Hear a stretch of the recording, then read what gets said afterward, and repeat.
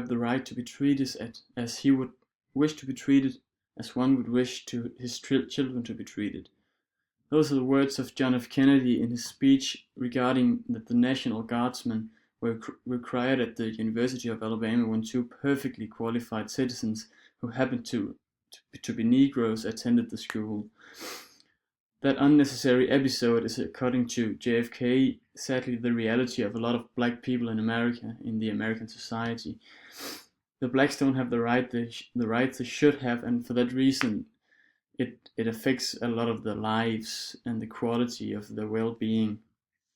JFK's speech is about that the black segregation is still a major problem in a lot of blacks in America's lives.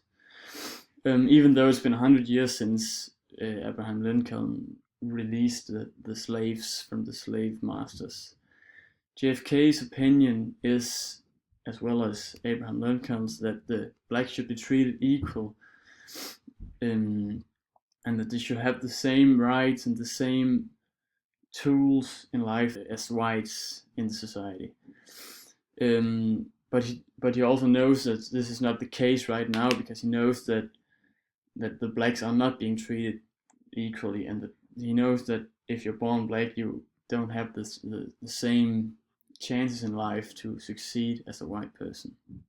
In fact, when you're born black, it's harder for you to, for example, get into a lot of school, which makes it hard to get the best education, and in the end, that's what matters when you have to start a life and get a job and make money to support your family. Actually, a kid that's born black has only half the chance of succeeding in high school, and also only 1/3 the chance of completing college. And that only gives them 1/3 the chance to be a professional man. Of course, that's a major problem, because a person who can't finish high school or complete high school or college doesn't have the tools he needs to get a good job and to make a lot of money in real life, and the tools needed to support his family and at least give them a decent life. So if you haven't got any education, you can't get the good job. You have to get a job at a petrol station or in a store or something like that, which doesn't pay very well. The heart of the question is whether all Americans are to be afforded equal rights and equal opportunities, whether we are going to treat our fellow Americans as we want to be treated. Here, JFK mentioned that maybe the real problem is that people don't want to help the Negroes, that they don't want to treat their fellow Americans how they want to be treated themselves. The real problem might actually be that the whites doesn't want to help the blacks. They don't want to respect the black man and the fight for equality. Actually, JFK says, who will represent him if, in short, he cannot enjoy the full and free life which all of us want? Then who among us would be content to have the color of his skin changed and stand in his place?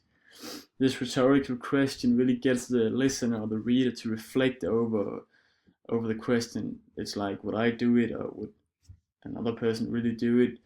And I think for a lot of people in America, that the answer would be no, they wouldn't do it, because they wouldn't go. It's like a step down the stairs, because when you're white, you have all these